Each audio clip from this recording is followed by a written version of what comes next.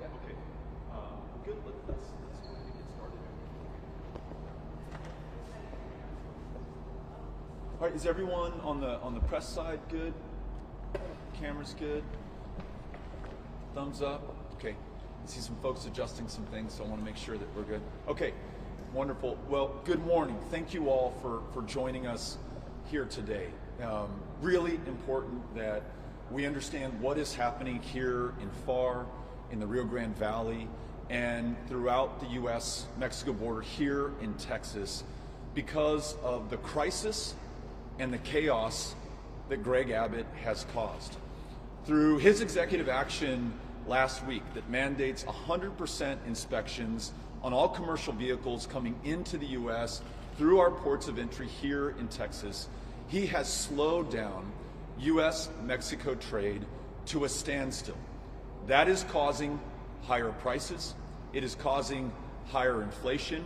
It is worsening a supply chain problem that we already had in the United States. We're going to lose even more truck drivers who are going to have a hard time making a living when they were used to crossing 3 or 4 times a day. Now they're lucky if they cross even once. Someone was just telling me there are some truck drivers who are now crossing once every 3 days. This is going to lead to problems not just here in the Rio Grande Valley, although we have some serious problems here that Greg Abbott has caused, but it's going to be very bad for the Texas economy. It's going to be very bad for the national economy. This is the cost and the consequence of meeting legitimate challenges that we have with the kind of political stunts that Greg Abbott is using right now here in the state of Texas. This is making a challenging situation for small businesses much, much worse. I was in Laredo yesterday meeting with customs brokers and trucking company owners and just everyday citizens who are alarmed at what this is doing to their economy.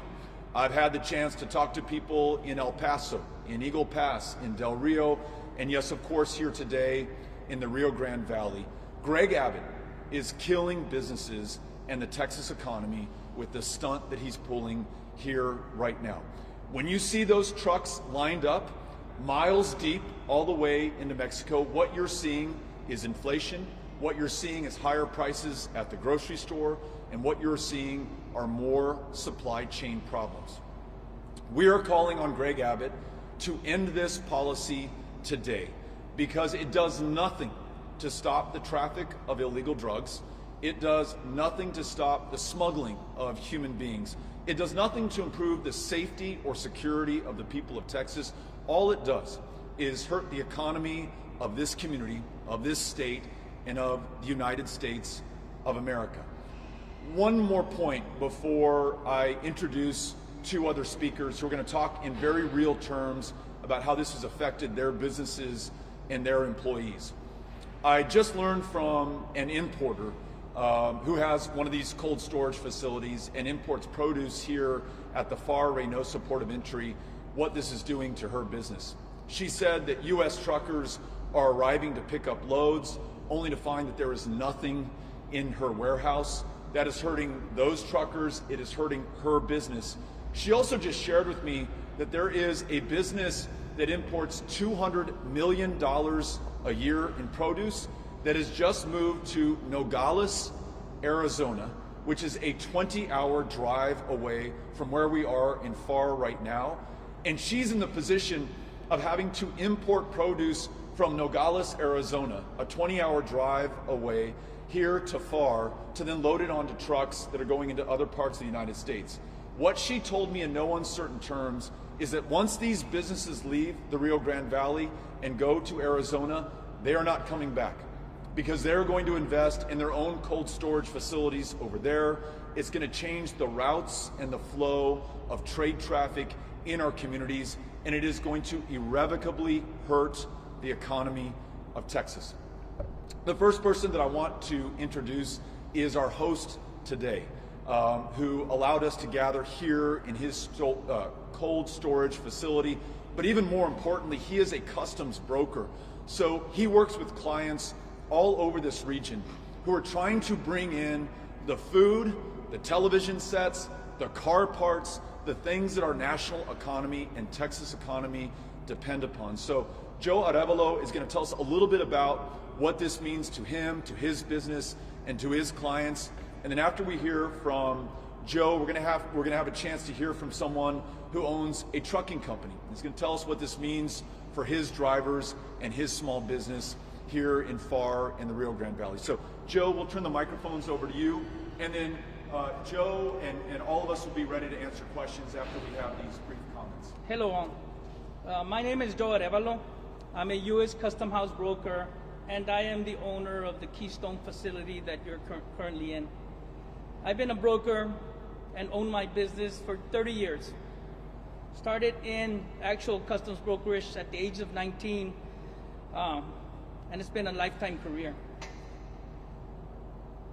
And we've enjoyed a lot of success during those years. Normally through this port, when things were working the way they should, with all our colleague and custom broker competitors, we were importing about 1,000 loads of produce per day between all of us, and about 1,000 loads of electronics and automotive and other manufactured goods.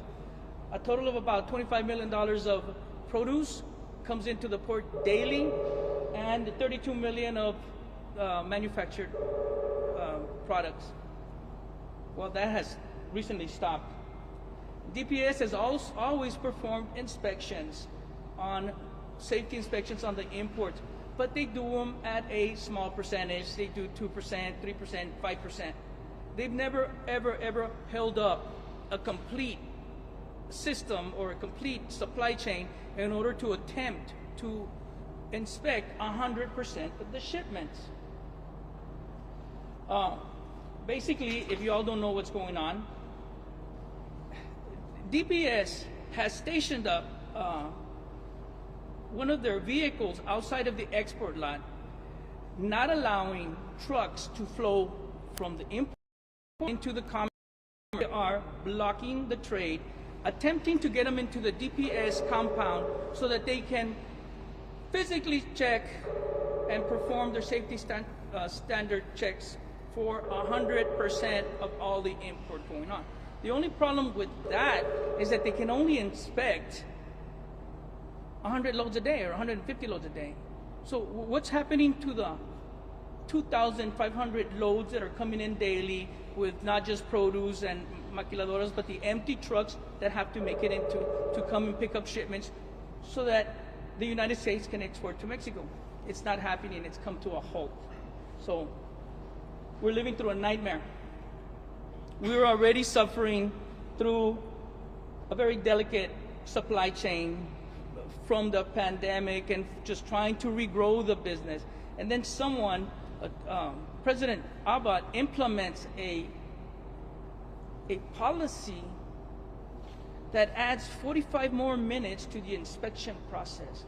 What do y'all think is going to happen when they can't complete the inspection? What's going to happen to all the trucks on the bridge? They're going to line up way deep into Mexico. And the end result is that importers are going to leave. Importers that normally bring in hundreds of millions of dollars every year of business are going to start going through other ports. You know, we're already going through Nogales. Some of our clients are wanting to go through Nogales. We're going to San Diego. Some of them are looking for ocean ports to enter their product. But they were perfectly fine here until this policy, which is a truck safety policy, but is being used to negotiate immigration. Why? Why is that happening to us? What do we have to do with immigration and Title 42, right? And Title 42. So it's having a very devastating effect to the whole supply chain. We're seeing growers having to plow over their product. We're seeing transportation companies who can't load up their product because there's none. We're seeing manufacturers that are shutting down plants on the Mexican side and shutting down plants on the US side. We have manufacturing companies like Toyota that they're depending on the rapid movement of their components so that they can complete their automobile so that they can enter the market, and now they don't have access to that because truck safety is being used as a pawn or as a method to negotiate illegal immigration. So why? Why are we being held hostage? Why is DPS parking their trucks in front of the exit, in front of the export lot, so that they can hold and place into their inspection facilities when they don't have the capabilities to inspect? So those are some of my thoughts. Another thing that I want you all to know is that on Friday, they inspected 150 shipments, 150 trucks for truck safety, and of course they took the opportunity to check for illegals and check for drugs. On Saturday, they inspected 83, Sunday 57, and yesterday 47. But we have 2,000 trucks crossing a day with goods and 500 crossing empty. What happened to those loads? They went through other ports. We had to go through other ports, Brownsville, through Laredo, where they're a little bit more friendlier. We're being attacked at our port. We're being shut down. And and everyone is here because it's happening to them. We're losing sales, and it's hurting our business. I don't know what else to say. Joe, thank you. I wanted you to hear directly from Joe. We're in his warehouse right now. This should be full of produce and imports that are going to be picked up by U.S. truckers to be taken deeper into this country. But as you can see right now, it is empty. And this is costing Joe. It's going to be expensive for him. It's unsustainable if it continues much further. It's going to make it harder to keep people employed, to hire people, and to keep this economy going here locally and across the state of Texas. I also want to make the point that as Mexican truck drivers, understandably frustrated, begin to shut down some of these international bridges, it's affecting our ability to export what we make in the state of Texas to the rest of the Americas, to Mexico and points beyond that further south.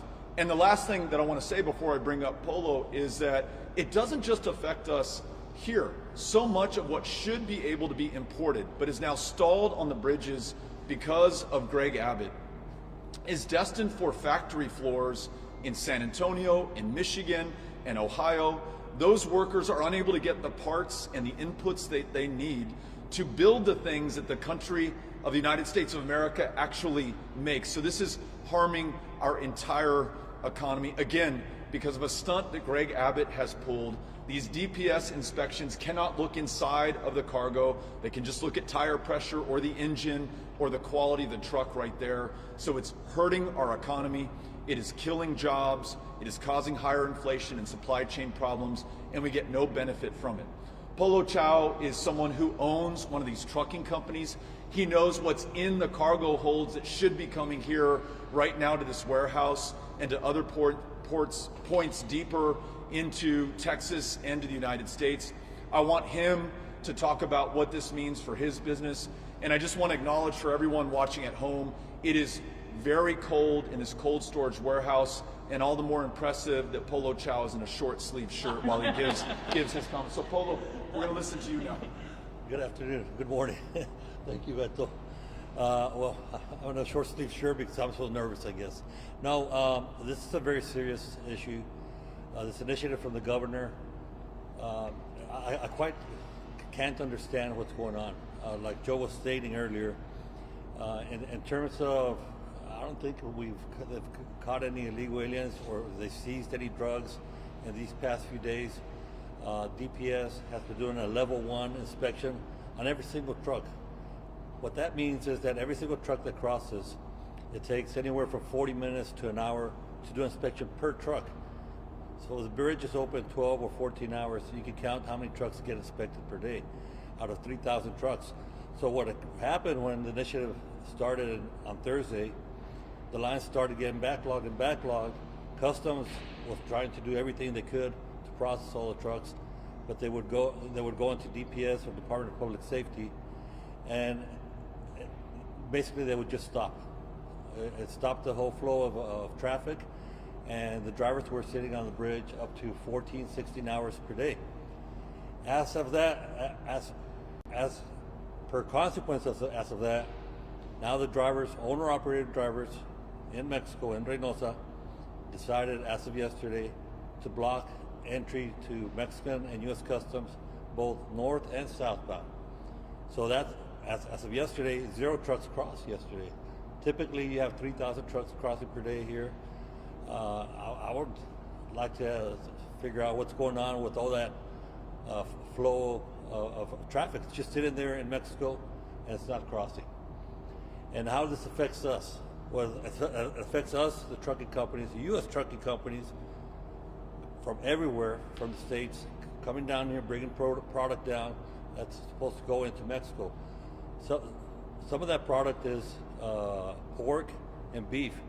The United States is a huge exporter of pork and beef, and Mexico is a huge importer of beef and pork and beef and chicken. So all that product is just sitting here in the warehouses. It's not crossing into Mexico as of yesterday. And the U.S. drivers who came down and are trying to go back up north to take either automotive parts or electrical parts or produce are just sitting here. They're idling at $5 a gallon. Well, it's really hurting us a lot. So we have unproductive drivers, U.S. drivers that stayed here. On the Mexican side, the Mexican drivers, we spoke with them yesterday, and their big concern is that if they're going to have to wait 16 hours on the bridge with no food, no water, no restrooms. I mean, really, how do you go out? How do you go to a restroom on the top of the bridge? How do you eat? How do you drink? These are inhumane conditions. And they said, no more. We're not going to do that. If you're going to hold us on the bridge, we'd rather be on the Mexican side, where we have access to food, water, and restroom facilities. So that's what they're doing. I'm not saying it's right. I'm just saying that's their point of view. And definitely, us as Americans, we are definitely not a culture or a civilization of inhumane acts. I think that's an inhumane act, and that's what the drivers are doing. Now, in terms of how this is affecting the other industries, other than produce, well, produce specifically, Beto and both Joe were stating, it's very simple. A large quantity of tomatoes, mangoes, avocados come from Mexico. What's going to happen to when I go in as a regular Texas citizen to one of my local supermarkets? If there are vegetables, obviously the price is going to be much higher. Probably I won't find tomatoes. Probably I won't find avocados because they're all sitting across the border. In the automotive industry, the supply chain is a very, very delicate process that's done between the manufacturing plants in Mexico and the assembly plants here in the States. We mentioned earlier the plant here in San Antonio, Texas, the Toyota plant. I personally bring product from Mexico. Some of those trailers have been sitting across the border for 3 days. So that product is sitting across the border. What do you think is going to happen to that plant in San Antonio? They don't have those large inventory levels they used to carry before. I think, I mean, I'm no expert in that area, but I'd bet you're saying anywhere from 3 to 5 days, that's what they hold. After that, what do you think is going to happen to that assembly plant? It's going to have to come to a halt because there are no mirrors or hoses or whatever goes into the car to assemble it. And how is that going to affect Texas citizens?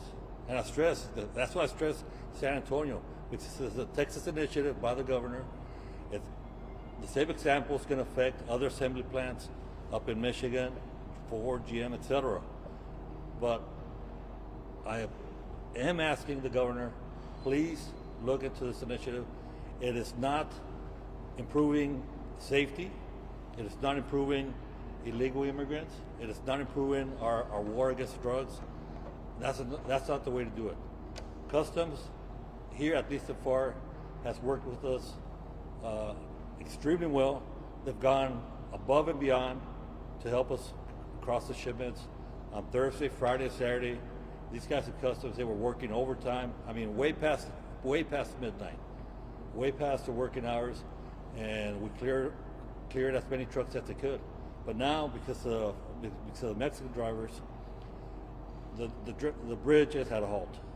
0 cars, 0 trucks are crossing north and southbound. And now, on the southbound side, that's going to affect the manufacturing plants in Reynosa. If they have no raw product, what are they going to assemble? What are they going to produce?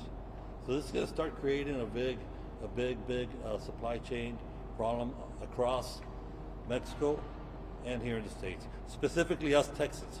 We are Texans. Governor, please listen to us. We need your help. This initiative is not helping anybody. Thank you. Muy brevemente en español y luego voy a contestar sus preguntas. Afectando en una manera muy negativa la comunidad de FAR, aquí en RGV, Laredo, El Paso, las comunidades de la frontera, pero también la economía del estado de Texas, la economía de los Estados Unidos. Está causando más inflación, van a subir los precios para cada persona en cada parte del estado de Texas y van a afectar muy negativamente los negocios pequeños aquí en comunidades como FAR y McAllen y El Paso y otras comunidades en el estado de Texas. No necesitamos parar cada camión que quiere cruzar en los puentes internacionales para llegar aquí. Es algo muy negativa para la economía y para el estado de Texas y necesitamos parar la policía y necesitamos cambiar el liderazgo para que podamos afectar en una manera positiva la economía de nuestras comunidades fronterizas como la comunidad aquí en FAR. With that, would love to take your questions. Polo, Joe, and I are very happy to answer any question that you might have about how this affects truck drivers, the Toyota plant in San Antonio, the clients that Joe is a broker for, or cold storage facilities like this one right here. Or not for this situation, this warehouse would be full behind you. Here and Why don't you inside, step up to the microphone? normally we're about 80% capacity at our facilities. So we're down. We're down to about 30%. So we would have had more product in our cold rooms, more avocados in our cold rooms, and we don't have it because of that. The dollar amount, I can't come up with a dollar amount, but just say that I have my notes. About $25 million come into the United States of produce. We handle about a couple of hundred loads a day. 10, $15 million. It's hurting. What are these inspections like? You mentioned that DPS can look in the back. Just imagine having a system that's working perfectly and the supply chain is able to deliver to the different markets because we've been working on this system over the years with CBP so that we have efficient trade. Then an outside agency comes in, oh, I'm now part of the supply chain and I have to inspect 100% overnight and add whether it be 10 or 40 minutes to that inspection. What's going to happen to the supply chain? It's going to break, and it has busted and created a domino effect of angry drivers, angry transportation companies, just everyone is upset. I have clients calling me, Joe, where's my product? Why can't you get it across? Go through another port. Let's go through Nogales. We may just do that. And seriously, thinking about just moving the business to Nogales. It's just, or San Diego, or another port. We need to find a solution and import and continue to supply the markets.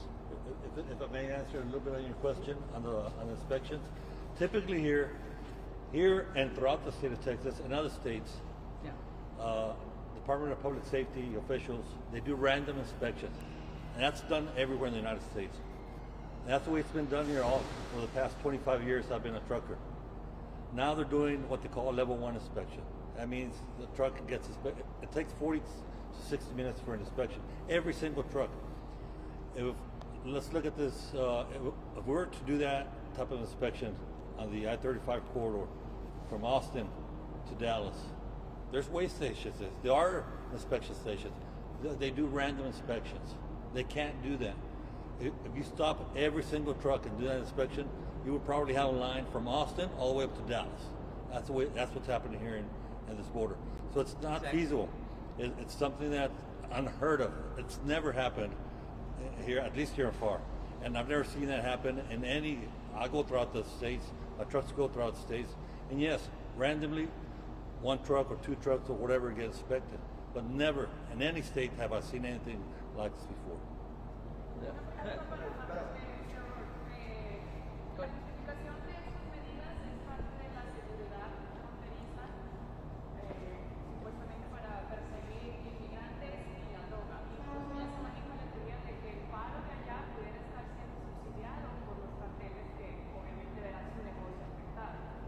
¿Cuál es el plan aquí? Más allá de nada más solicitar que se detenga esto, tiene que haber un plan para agilizar todo y también ver el plan de la seguridad de la frontera. Algo tiene que pasar de los dos lados. ¿Cuál es el plan? Sí, mira, si queremos asegurar la frontera, es importante escuchar a las comunidades de la frontera.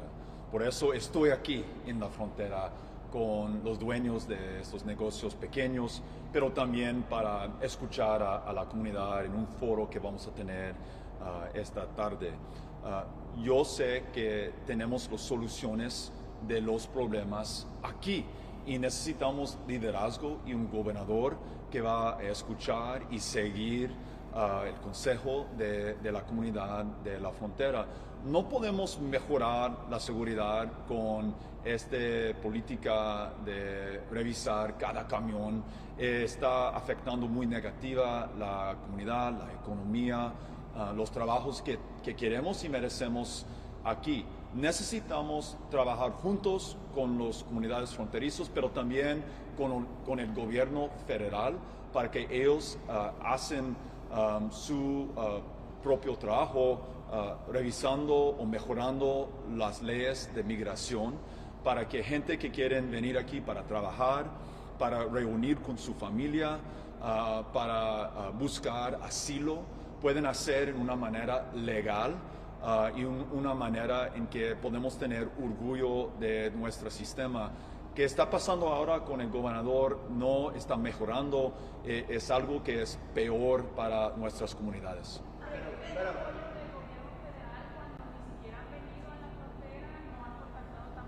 Sí. Tenemos problemas con la administración del presidente Biden también. Yo pienso que no tienen un plan o no compartir un plan con las comunidades para cambiar la situación sobre los migrantes y la necesidad de cambiar nuestras leyes de migración. Necesitamos más acción y necesitamos el respeto que ellos también están aquí para escuchar a la comunidad. Es muy, muy importante.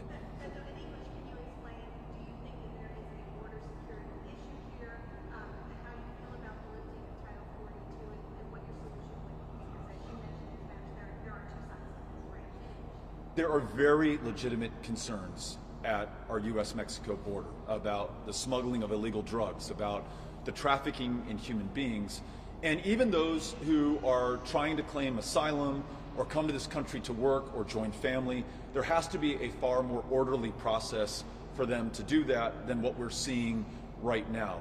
But the way to meet that is not with stunts like renting buses to take people to Washington, D.C., or activating 10,000 members of the Guard, or literally stopping U.S.-Mexico trade here at FAR Reynosa.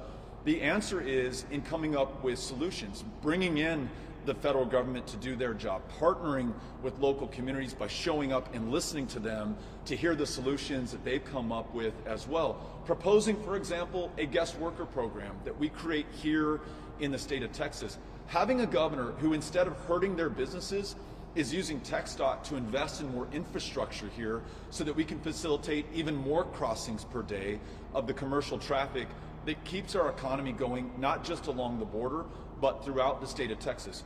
Greg Abbott and I see the border very differently. He sees it as a threat. He wants to wall it up, militarize it, shut it down, as he is literally doing today. I see the border as our greatest opportunity. It's an economic driver. It is a job creator.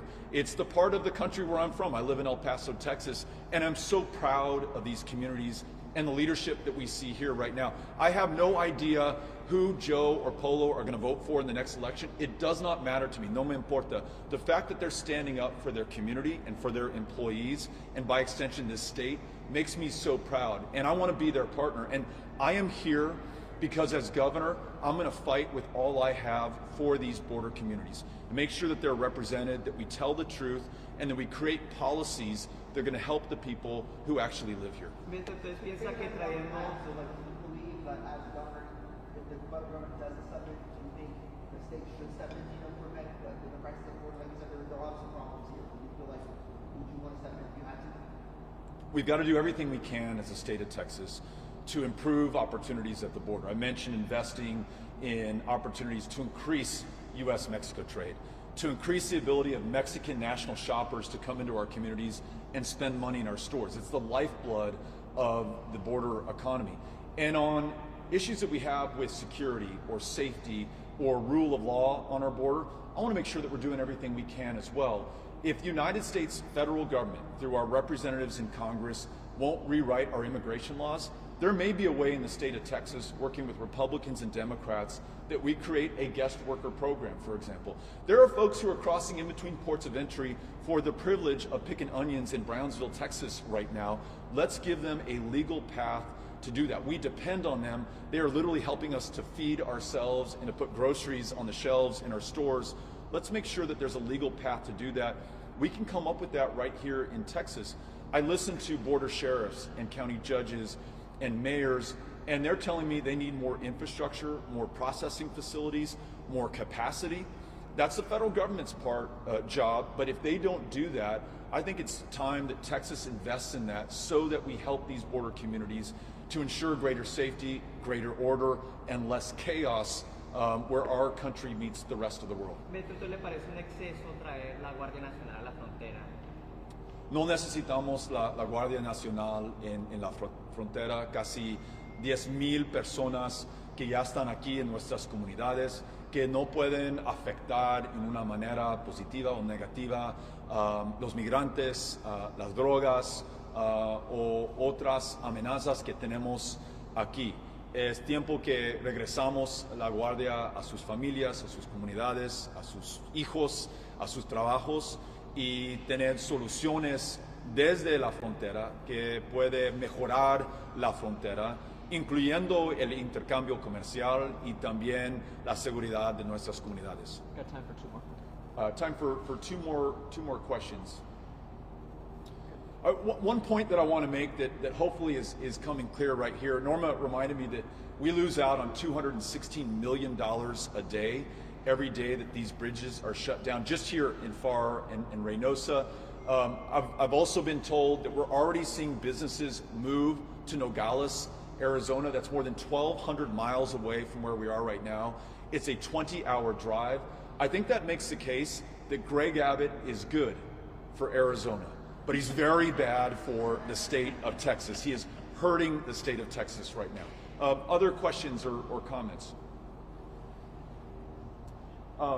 Polo, Joe, anything that you all want to conclude with? I'll give you all the microphone. My name is Joe, J-O-E. My last name is Arevalo, A-R-E-V-A-L-O. And if I say to Greg Abbott is, please stop doing this. You're destroying our businesses, literally destroying our businesses. Thank you. My name is Polo, Chow, Polo like the shirt, Chow like Korean dog chow, C-H-O-W. Same thing, and I think I already stated it. Governor, please stop this initiative. It's not helping us. We're not stopping illegal drugs or illegal trafficking with this. And we as carriers, Mexican carriers, U.S. carriers, we have an excellent working relationship with the Department of Public Safety, both U.S. DOT and Texas DPS.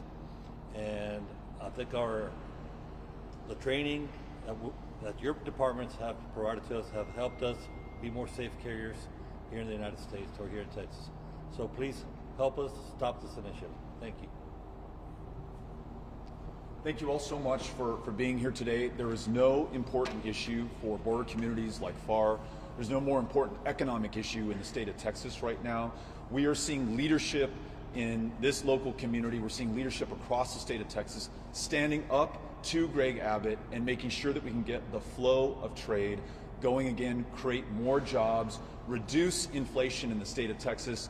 These are the kind of things that I will do as governor. I will fight for these border communities, and I will represent them in a way that will make the people of FAR and the Rio Grande Valley proud. Thank you all for coming out today. Very grateful.